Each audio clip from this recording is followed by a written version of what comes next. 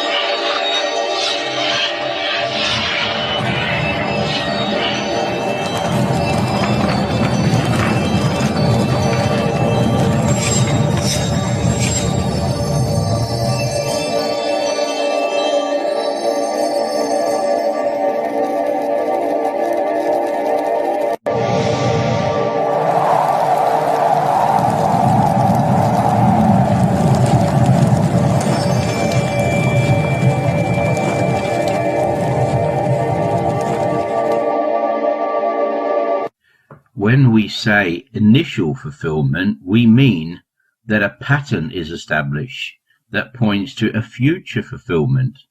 If you don't understand the initial fulfillment, how can you understand the future fulfillment? So where do we place the nations mentioned in the Gog prophecy of Ezekiel 38 and 39? Let us locate the nations that we can know with some certainty. We can see that they all fall more or less in the Persian Empire.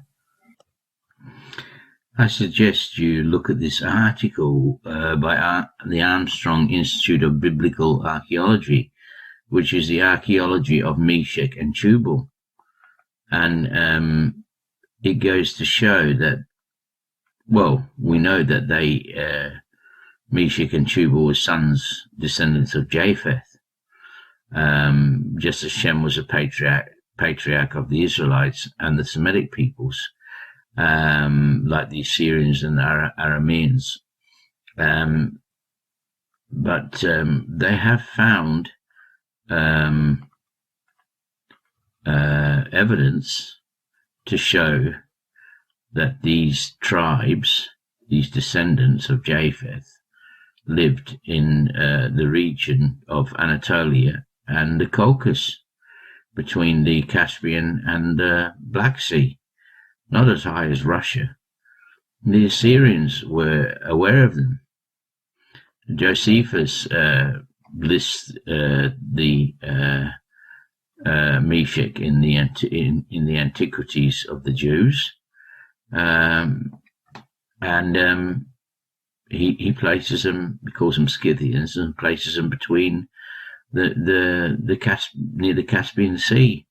But more to the point is that we've actually got evidence from the Syrian chronicles, Tiglath-Pileser, who we know invaded Israel, the northern tribes, and it tells us on his octagonal prism that in his ascension year he took 20,000 mushki and their 5 kings.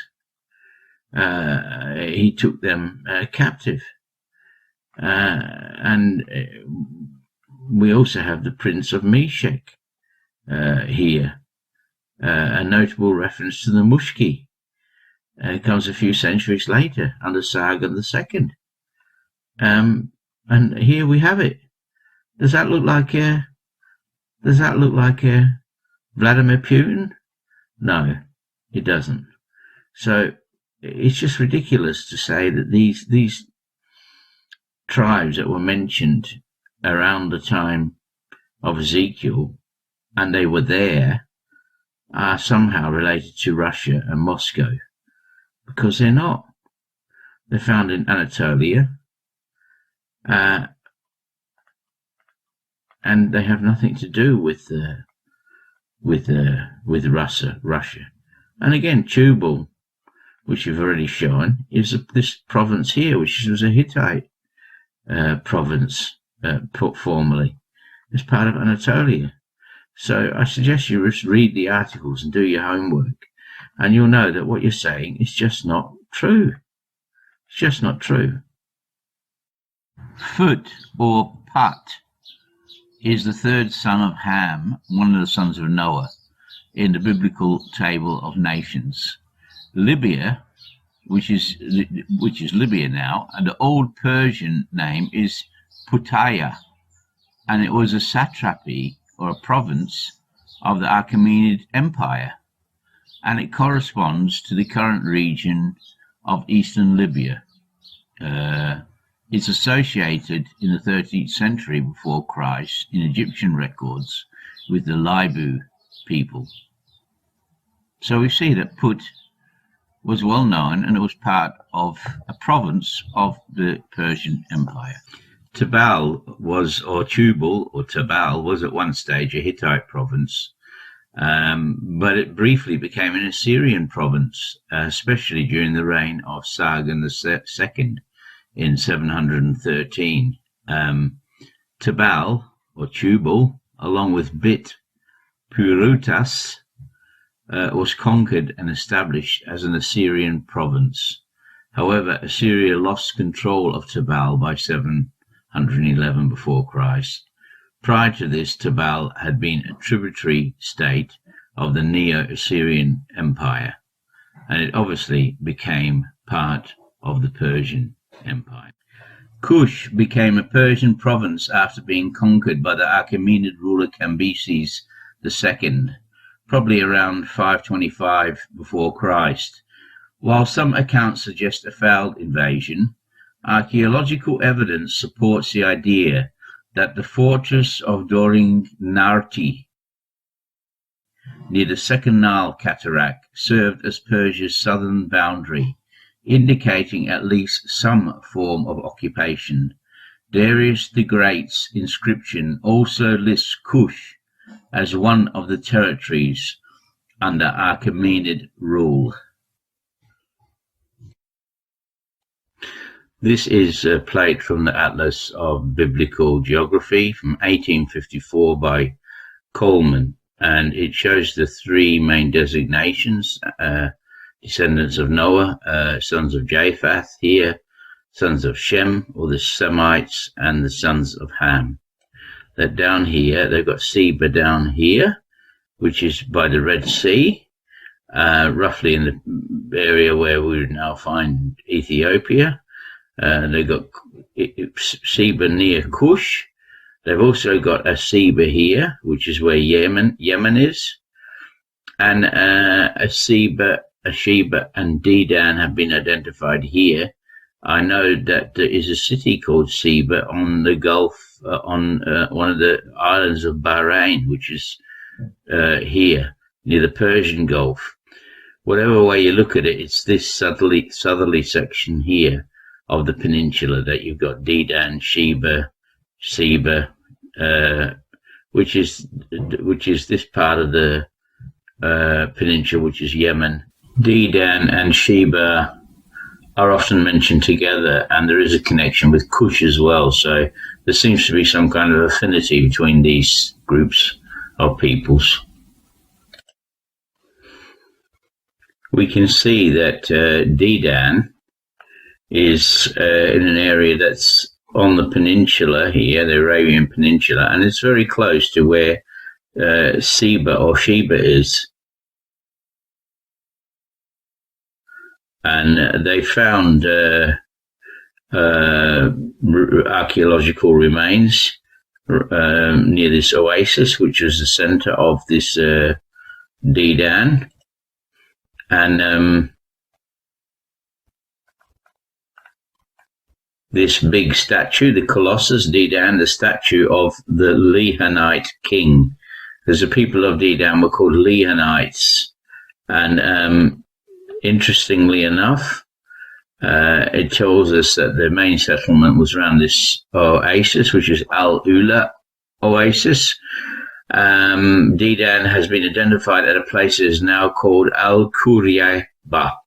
The town was ruled by kings who were in control of the central part of the oasis from the late 9th or 8th century until the 6th or early 5th century. The kings are known by name, and it lists the names. The Bible also mentions several trade products: ivory, ebony, and saddles.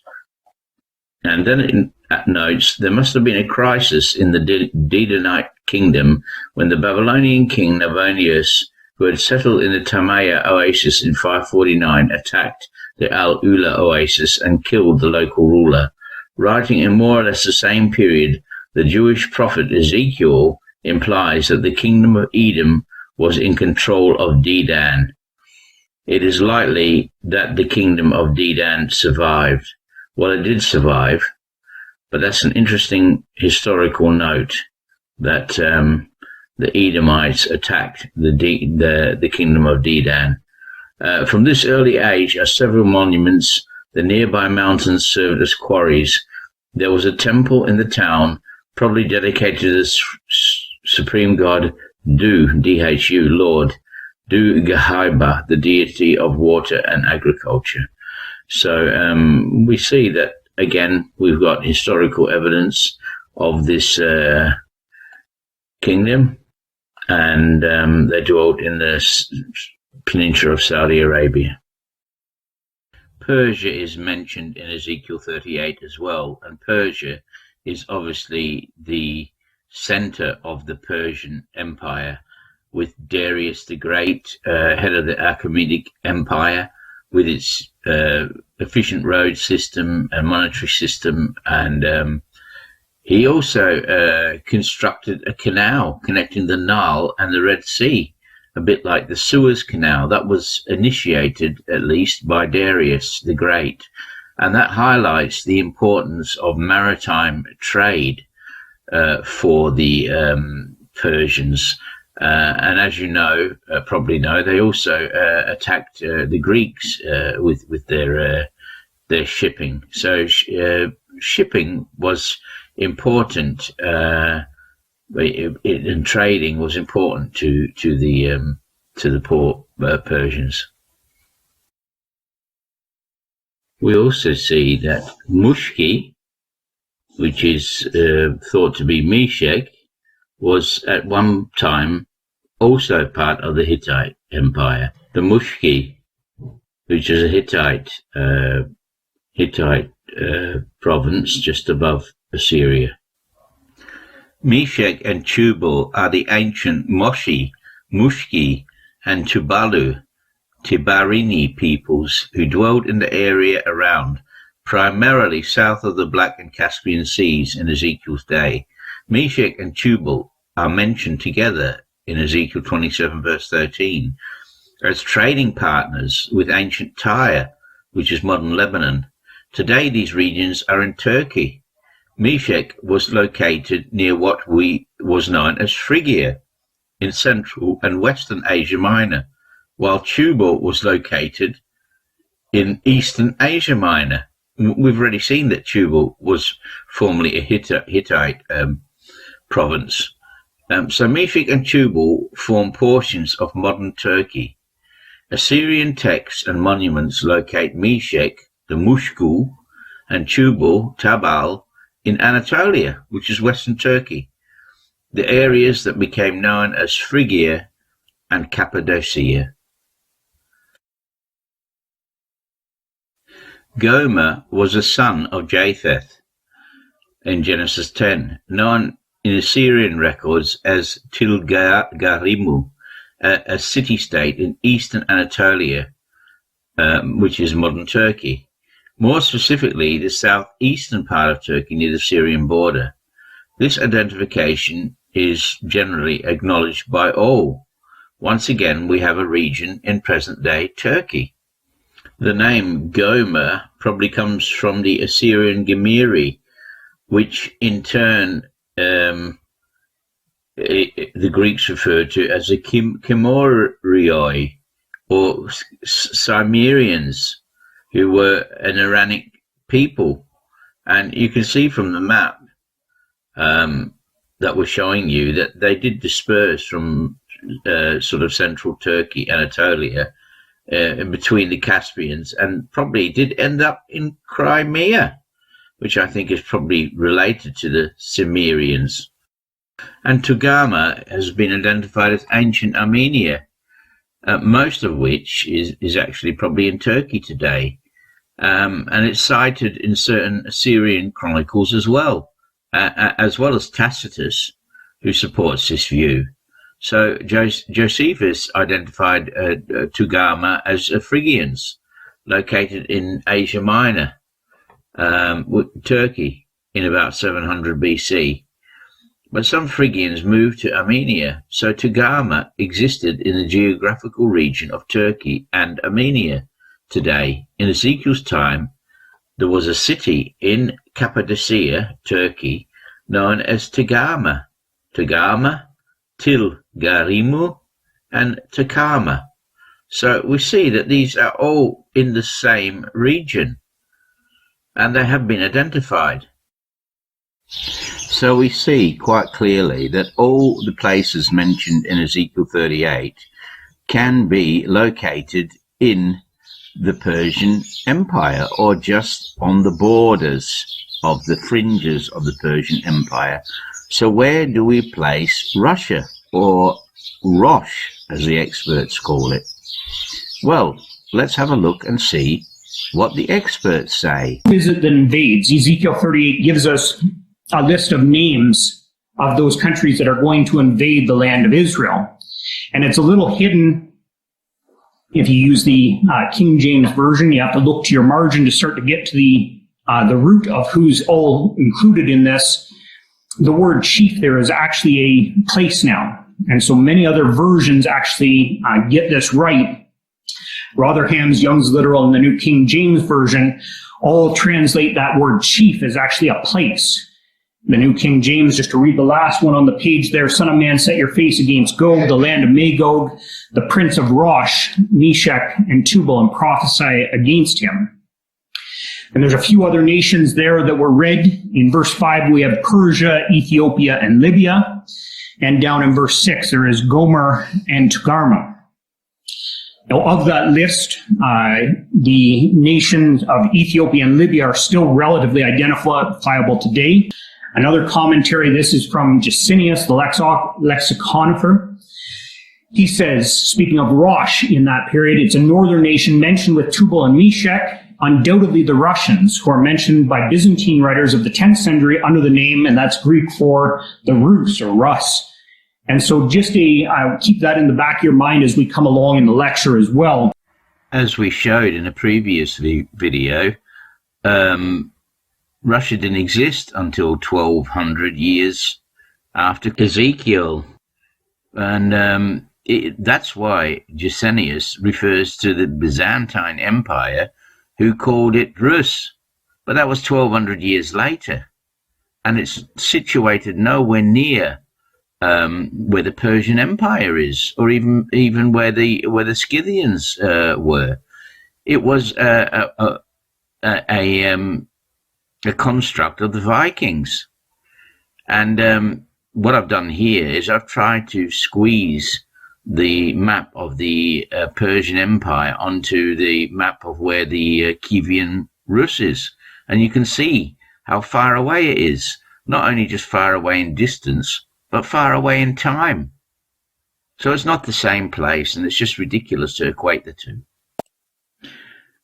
So, according to the presentation that we've just seen, the whole interpretation hinges on whether the word Rosh should be translated as head or chief, or whether it should be translated as a name, Russia.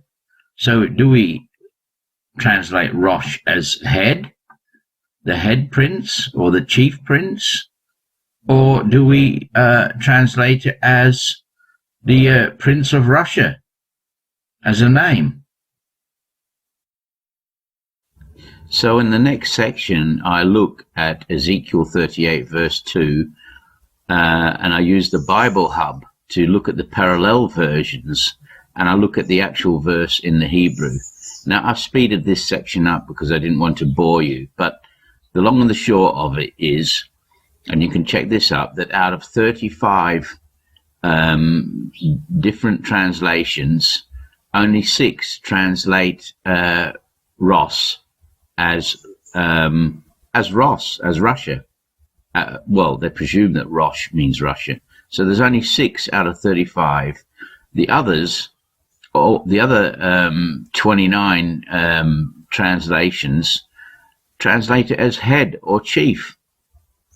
As head or chief. So this section, I'll just show you that I've done the work and I've speeded it up. But I want to concentrate right at the end on one particular translation because I think it's very funny.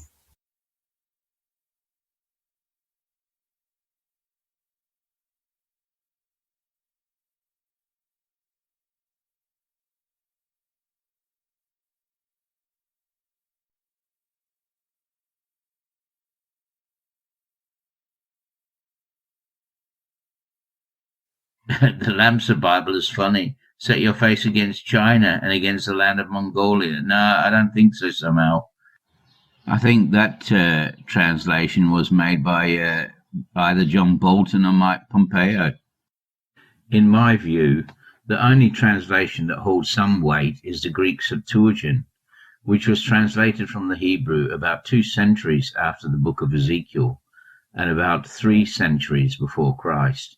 In the Septuagint, or LX, the translators did not render the Greek as chief, or literally head, but they transliterated it from the Hebrew Ross, or Rosh, which became the Greek Ross. The translators treated Rosh as a proper name, and some commentators attribute the error that crept in is due to Jerome and the Latin Vulgate, but that's not true.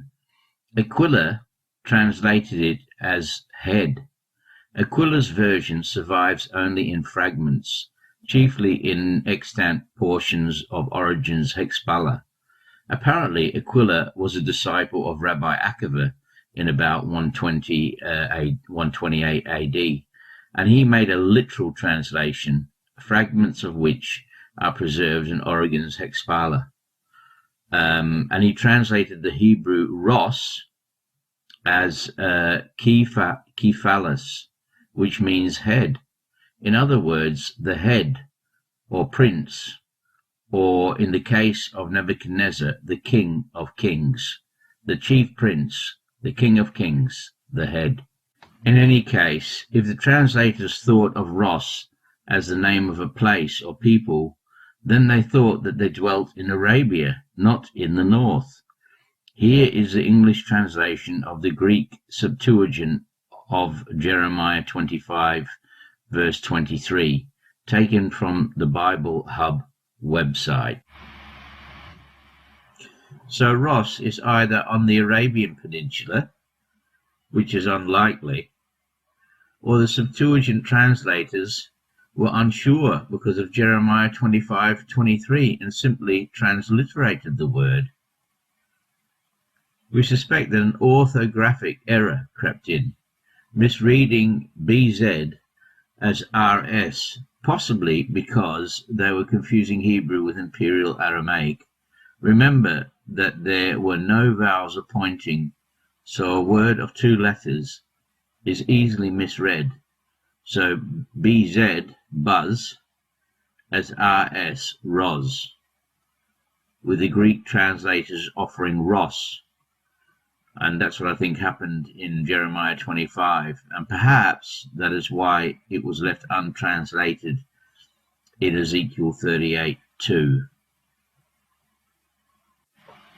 For any that hold that scriptural gematria is important, the phrase chief prince or resh nasi in Hebrew has the ordinal value of 88, which is the palindromic value of Yahweh's name. So it seems hardly likely that it's got anything to do with Russia. The chief or the head or the first prince is obviously God. And Gog is usurping that title, just as Nebuchadnezzar, the king of kings, is taking the title that rightly belongs to Christ. I paid $42 for a recent academic article from this book, and frankly, it did not add much to my knowledge base. The article from Susanna Talabarden is entitled Gog from Magog, a supporting actor in the end-time tribulation.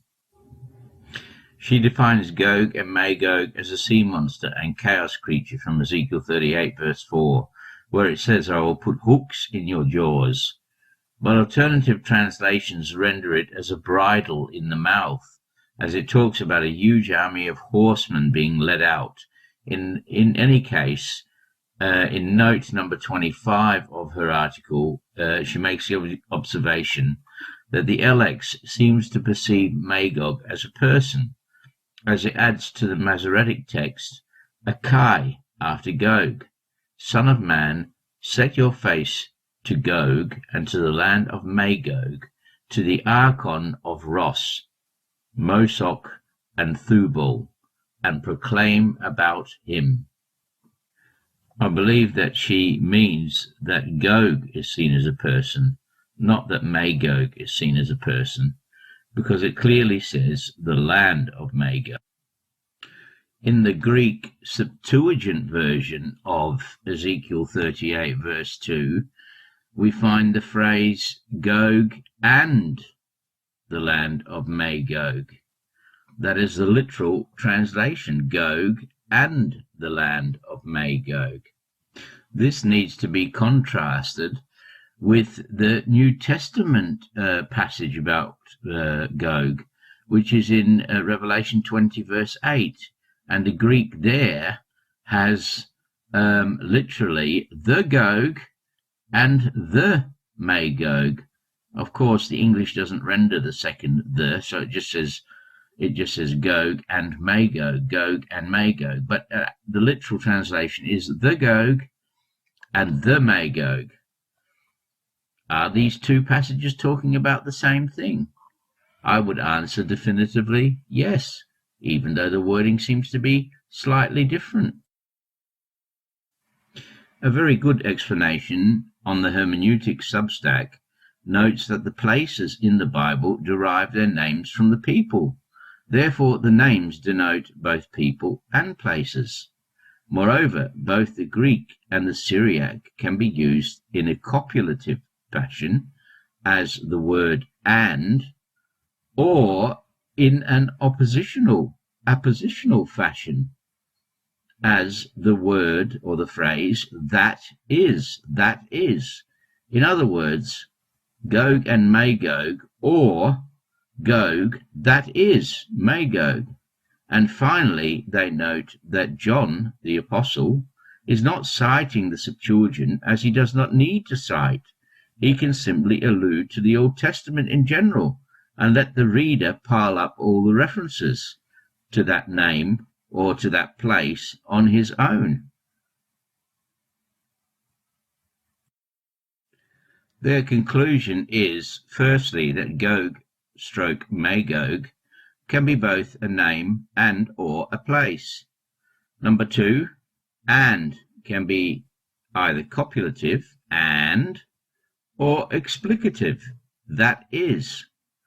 And number three, if one limits what John is writing, There needs to be a justification to do so. And here, especially in Revelation, there is none. So it is best to leave some flexibility in translation. Now, I agree with all those conclusions. I think they're very good. So Rosh is not Russia. Rosh is the first, or the head, or the chief. When the Jews celebrate Rosh Hashanah, they celebrate New Year's Day, the first or head of the new year. They are not celebrating Rosh Day. Rosh Hashanah marks a fresh time, a time when Jewish families around the world gather to celebrate the new year. It's the beginning of the High Holy Days, a period of reflection, repentance and renewal. Pride on full display with a massive Victory Day parade celebrating the 80th anniversary of the end of World War II. Now we're going to take a look at the first fulfillment. I've always said prophecy has more than one fulfillment, and none of the interpreters will tell you about the first fulfillment. So how can they understand how it's fulfilled in the future? In the previous video about Ezekiel 35 and 36, we demonstrated that the Valley of Dry Bones vision typified the restoration of Judea under Darius when they rebuilt the temple. It follows then that the story of Esther continues the prophetic political outworking prophesied in Ezekiel 38 and 39, but it was obviously never fully realized because they refused the Davidite shepherd who would spread his tent over them. The phrase translated as unwalled villages occurs only 3 times in the whole of the Old Testament. The first time is in Deuteronomy 3 verse 5, when it describes the land that they were about to enter as containing fenced cities and unwalled villages. The other 2 times is in Esther 9 verse 19 and Ezekiel 38 verse 11. When the Jews returned, they had to rebuild the wall of Jerusalem with a sword in the hand, and there was a concerted effort to sabotage the restoration work. But as the Persian Empire was consolidated, the province of Judea was left in peace.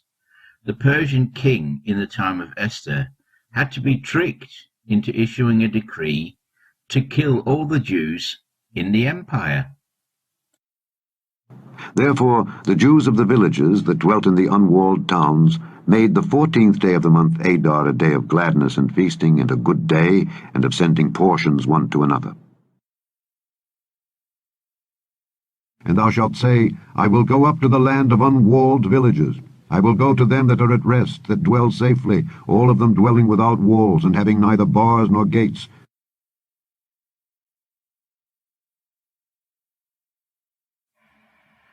We can see that Haman Gog and Haman the Agagite are almost identical, because Haman, the double G, the O is not present in the unpointed Hebrew, and Agagite, you've got the double G there, and the A would again be missing. And if you look at the Hebrew, it's Ha Agagai. Ha means the, Agagai, the Gogite. So Haman Gog, unpointed, you can see the similarity with the H, the M and the N, and the double G. And Haman, again unpointed, H, M, N, without the vowels. So we can see that we are dealing with almost identical phrases, if not meanings, because the meanings are different, but we're meant to draw the connection between the two.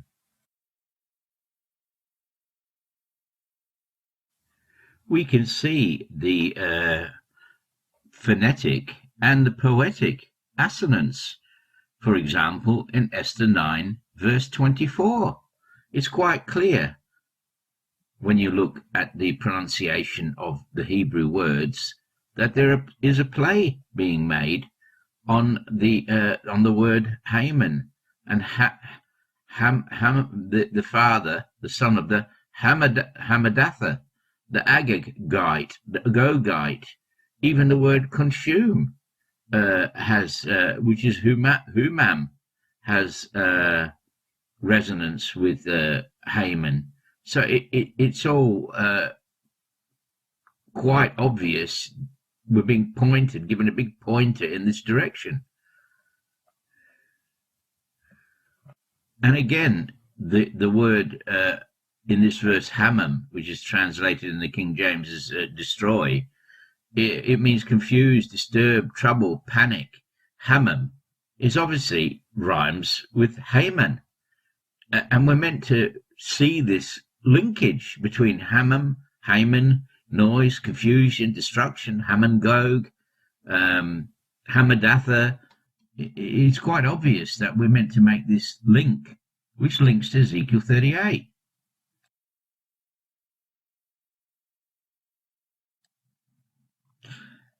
They bury Gog and his multitude in the valley of Haman Gog.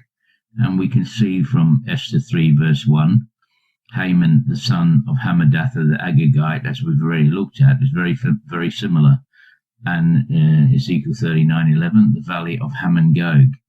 And as I say here, although the lexicons point to different roots, the deconstructed phrases are almost homophones. And the wordplay between Haman, the descendant of Agag, and Haman Gog would appeal to the Semitic mind, and we can possibly speak of a neologism.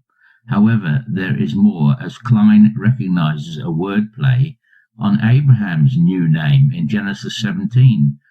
Thou shalt be a father of many nations, or a father of a great multitude, which is Hamon Goyim, which sounds a bit like Abraham, Hamon Goyim. So there's a play going on here, a phonetic resonance between these words. Abraham's descendants would be like the sand on the seashore in Genesis 22, and the hordes of the latter-day Gog would number like the sand of the sea. So we can see we're given pictures which reflect back to the past and to the future. Once again, it's a contrast with Numbers 24:7, the Balaam prophecy, where Jacob's descendants are described, and his seed, Jacob's seed, shall be in many waters. His king shall be higher than Agag, which is Gog, and his kingdom shall be exalted. And the word Haman, Gog, means the multitudes of Gog, who would be as the sand of the seashore. And we've already seen that that's obviously a reference to and a play on Abraham, because it's meant to contrast Abraham and his followers, his descendants, who will be as the sand of the seashore. And that doesn't necessarily mean his natural descendants, but it means those who have the faith of Abraham. And the faith of Abraham looked towards the Messiah, the seed singular, which is Christ. Because Haman the son of Hammedatha the Agagite, the enemy of all the Jews, had devised against the Jews to destroy them, and had cast Pur, that is, the lot, to consume them, and to destroy them. And it shall come to pass in that day that I will give unto Gog a place there of graves in Israel, the valley of the passengers on the east of the sea. And it shall stop the noses of the passengers, and there shall they bury Gog and all his multitude, and they shall call it the valley of Haman Gog. We have then a complete reversal of fortunes. It's not the dry bones of Israel that lie in the valley of the mountains of Israel, but it's the bones of Gog. And it's not the Jews that get killed by Haman, because the fortunes are reversed. It's Haman and his family and all the plotters that get killed. So we see that the two stories, the prophecy and the story about Haman and what happened during the Persian Empire, match up. So we have a partial fulfillment in the days of Esther and in the restoration under Darius. There is a very important verse, namely Ezekiel 38:17, and even the article that I paid for recognize that this verse forms a hinge or a pivot point, but her explanation of the verse that follows and the exegesis of the rabbis which she cites is very poor. Thus saith the Lord God, Art thou he of whom I have spoken in old times by my servants the prophets of Israel, which prophesied in those days many years that I would bring thee against them? This is addressed in my article, and 38 verse 17, I have spoken in old time by my prophets, the prophets of Israel, which prophesied in those days many years that I would bring thee against them. And again in 39 verse 8, it says, Behold, it is come, and it is done, saith the Lord. This is the day whereof I have spoken. Now the question is, what prophecy is he talking about? And most of the exegetes get it wrong. So I have to give credit to where credit's due, because I noticed that Svera Bo listed three options. He said it's either an unknown prophecy that's lost to posterity, a reference to Numbers 24:7, or a reference to similar enemies that do not specifically mention Gog. Now, I look at each of these options, and the only one that's very strong, in my opinion, is option 2, a reference to Numbers 24:7, because that was a prophecy about Israel in the latter days, and that mentions Gog. But it's actually got Agag in the Hebrew, but Gog in the Septuagint. It talks about Numbers 24:7. He shall pour the water out of his buckets, and his seed, Jacob's seed, shall be in many waters, and his king shall be higher than Agag, or higher than Gog. His kingdom shall be exalted. So his kingdom will be high or lifted up, which is the meaning of Gog or Agog. It means prominent or lifted up, high, top, chief, the first, as in Rosh, Resh, the beginning, the Archon, the first, the principal. They're saying here his kingdom will be exalted high, lifted up. Now, I reckon that you should look at my video on Amalek, and it will become a lot clearer. This is the prophecy that's being referred to, whereof I have spoken, but also I show in my article that the reference is also to the Song of Moses. And there are many connections and links with the Song of Moses, which was the prophecy and the words spoken by Moses as they're about to enter the land. So you see that this is about, the precedent is set, that this is about Gog or Agag from the Balaam prophecy. The objection might be raised that Balaam was not a prophet, and that he did not speak of the destruction of Israel, but rather blessed them. However, as we have seen, both the Septuagint and the Samaritan Pentateuch connected Numbers 24:7 with Gog. Moreover, the king of the Amalekites carried the title Agag, which is the equivalent of Gog, and God swore in Exodus 17 that he would have perpetual warfare against Gog, Amalek, because, as it says in Numbers 24 verse 20, he was the first of nations, and he will therefore be the last, because he will perish forever.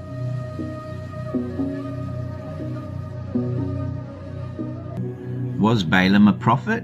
Well, 2 Peter 2 verse 15 and 16 and Jude 11 refer to Balaam as a prophet, or prophetes in the Greek, and his prophecies were true, even though afterwards he tried to sabotage the blessing. He could only bless and speak true words. Therefore, he was relaying the will of God and not practicing divination. Although reluctant, he was therefore doing the will of God as a prophetic servant to Israel. However, the phrase in Ezekiel 38:17 is plural, my servants, the prophets. And I believe that the other prophets referred to are the prophet Moses, who in the Song of Witness pronounces a prophecy that has many parallels to Ezekiel 38, and also to Amos, who mentions Gog in the Septuagint version. First, we will take a brief look at the Amos prophecy in Amos 7 verse 1, and it rests on a discrepancy between the Masoretic text and the Septuagint. The word translated mowings in the King James Version has only one occurrence, and the derivation is unknown. I would say that the King James Version translation of mowings, followed by the Young's literal translation and others, which also has the mowings of the king, is in my view more of a guess of what the Hebrew word meant rather than a translation. I find it interesting, but not prophetically relevant, to note that the Israelis refer to regular killing of Palestinians in order to control them as mowing the grass. And the Hebrew word for mowings in this verse is gizeh, which is a lot like Gaza, but it comes from a two-letter root word which is GZ. It is easy to see how an unpointed two-letter word could be transformed from GZ to GG, as we speculated previously. As an aside, the actual name of Gaza occurs in Amos chapter 1, verses 6 and 7. Amos prophesied during the reigns of Uzziah of Judah and Jeroboam of Israel, and he was in part contemporary with the prophet Isaiah. Gaza was a Philistine enclave that was at times subjected to Judah. King Sargon of Syria conquered Gaza and probably destroyed it in 720 BC. In 701 before Christ, Hezekiah conquered Gaza, before Judah itself was invaded by Sennacherib. Suffice to say that Gaza mentioned in this verse is spelt with an ayin, as in Azza rather than Gaza. It seems that two different pronunciations of ayin developed, one sounding like an A and the other like a guttural G. Go figure.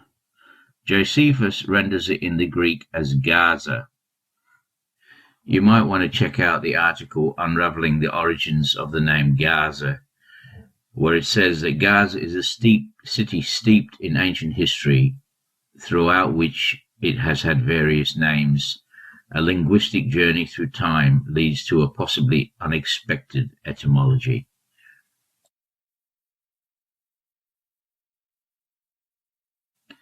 So the verse in question, obviously Amos 7 verse 1, is where God shows the prophet grasshoppers, a swarm of grasshoppers. And the verse in the King James Version says, Thus hath the Lord God showed unto me, and behold, he formed grasshoppers in the beginning of the shooting of the latter growth. And lo, it was the latter growth after the king's mowings. That is a translation that the Masoretic text provides.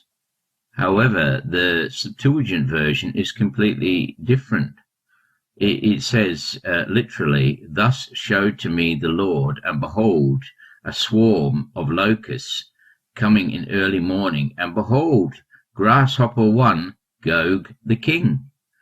So the lead or chief locust is called Gog the king.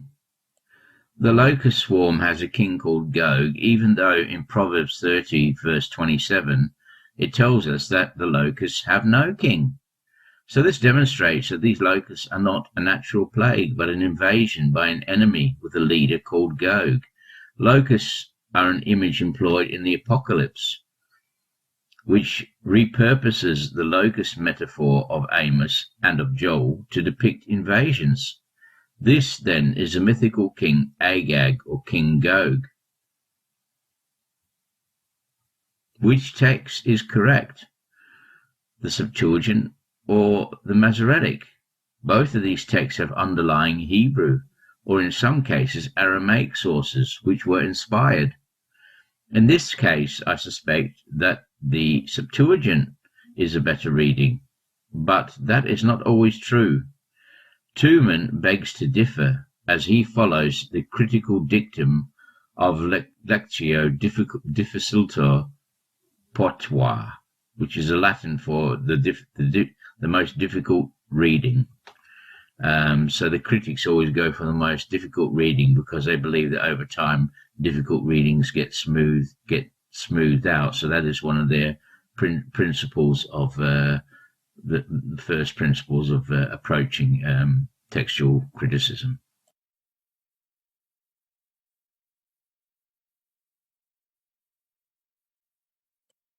And finally, I'd like to bring to your attention that the Song of Moses, or the Song of Witness, is mirrored in a lot of the language of Ezekiel 38, and I suggest you go and have a proper look at it and read the article. I can't give the full exposition here, but just to point out a few remarkable things.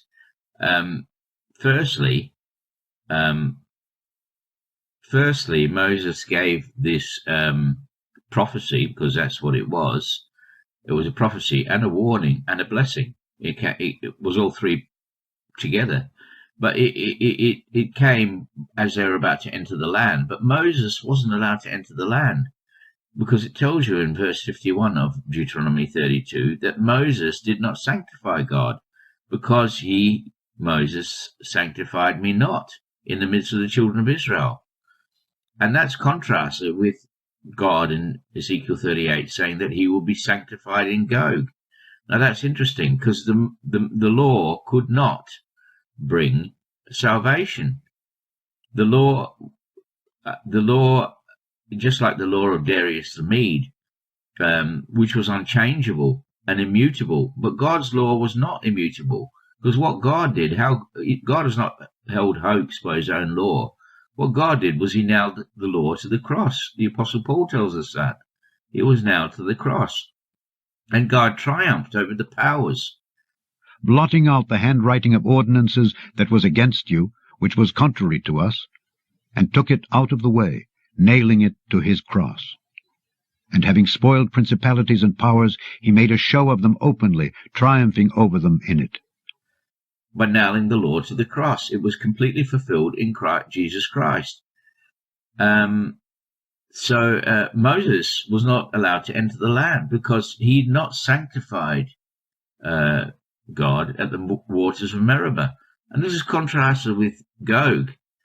God will be sanctified in Gog when he destroys Gog. He will be sanctified, glorified, and set apart when he destroys Gog and brings a punishment to Gog. Now, the interesting thing is, the Song of Witness was given, as I said, before they entered the land, and Moses was not allowed to enter the land. And shortly after this, they were camped near the mountains where Balaam was hired to curse them. So you see that it's very appropriate that there's these points of contact between the Song of Moses when they're about to enter the land, and Balaam, the prophecy of Balaam. So we see that Moses here acts like a prophet who has spoken of old, and it even says, verse 17, "Art thou he of whom I have spoken in old time?" And in Deuteronomy it says, "Remember the days of old. Consider the years, thy elders, and they will tell thee." In other words, this war against Gog, Agag, sin, typified here in a nation, the nation of Gog, Amalek, it typified sin, who attacked the weak and the vulnerable at every opportunity and wanted to destroy the people of God. That's what it typified. And the last thing I want to add, and I suggest you read through the articles, is that the Apocalypse obviously reuses Ezekiel 38 and 39. So it wasn't just a fulfillment in the time of Esther or in the time of Darius It was reused in the apocalyptic literature.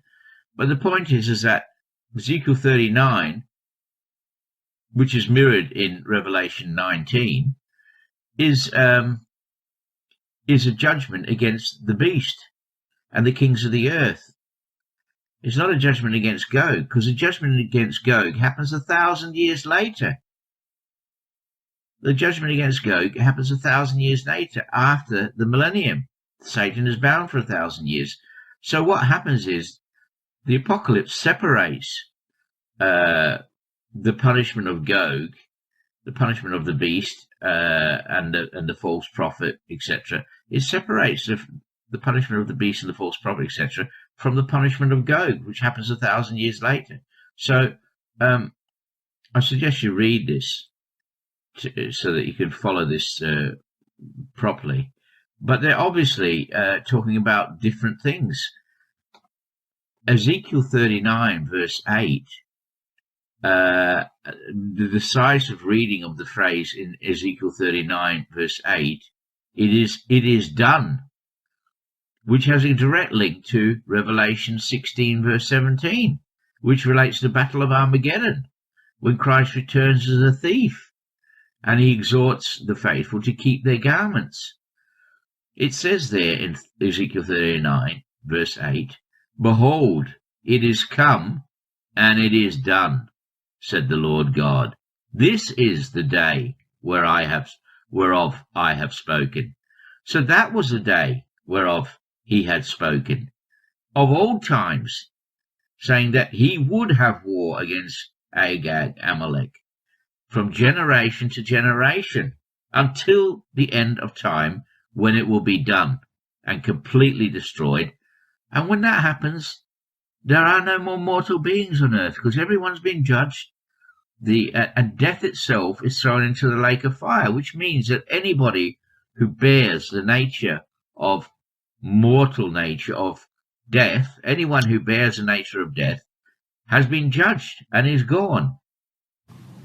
Behold, it is come, and it is done, saith the Lord God. This is the day whereof I have spoken.